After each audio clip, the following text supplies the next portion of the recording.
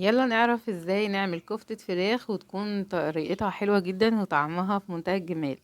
اول حاجة احنا بنجيب البانيه وبنحط عليه التوابل بقى بتاعتنا، ملح وفلفل اسود وجنزبيل وشوية شطة، ومثلا لو في حبهان.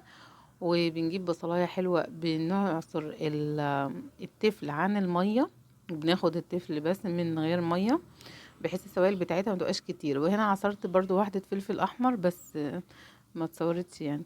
المهم هنا هنعجن بقى ايه الفلفل والبصل والبانيه والبهارات المشكلة بتاعتنا، وهتبقى العجينة يعتبر بانيه صافي يعتبر، يعني مش عليه اضافات كتير. احنا ممكن لو حسينا مثلا اللي يحس ان هي طرية شوية ومش هيعرف يشكلها، هو ممكن يحطها شوية في التلاجة. لو برضو مش متماسكة قوي معاه، ممكن تحطوا شوية بيضاية وشوية بقسماط، بس في الحالة دي بحس ان هي هتقلب همبرجر شوية. لكن هي كده كفتة، وطعمها بسم الله ما شاء الله جميل يعني.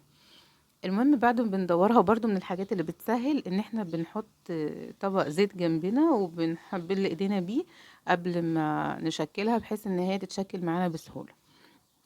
بس بنجيبها نقوم في معلقة سمنة او معلقتين سمنة يعني نحمرها، بنحط واحدة ورا التانية وكده لغاية ما نكمل الطاسة. وبعد كده بنقلبها على الوش التاني، وبس كده بنزينها بقى ببقدونس، بنعمل جنبها بطاطس محمرة، بنعملها مثلا جنب رز وخضار مشكل، اي حاجة يعني كل واحد زي ما هو بيحب وكده. بس اللي هي ما شاء الله جميلة، يعني جميلة بجد، وفي الطعم بتبقى خرافة، والشكل بتاعها اساسا بيشهي زي ما بيقولوا. هنا كنت جايبة كرفس ونضفته وقطعته ونشفته عشان احطه في الفريزر. بس ما شاء الله بعد ما طلعت بقى شكلها كان جميل ازاي، وطعمها بصراحة اللهم بارك كان حلو جدا.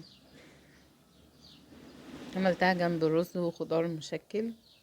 هنا اغمق شوية عشان الكرفس، بس صراحة الطعم كان خرافة يعني.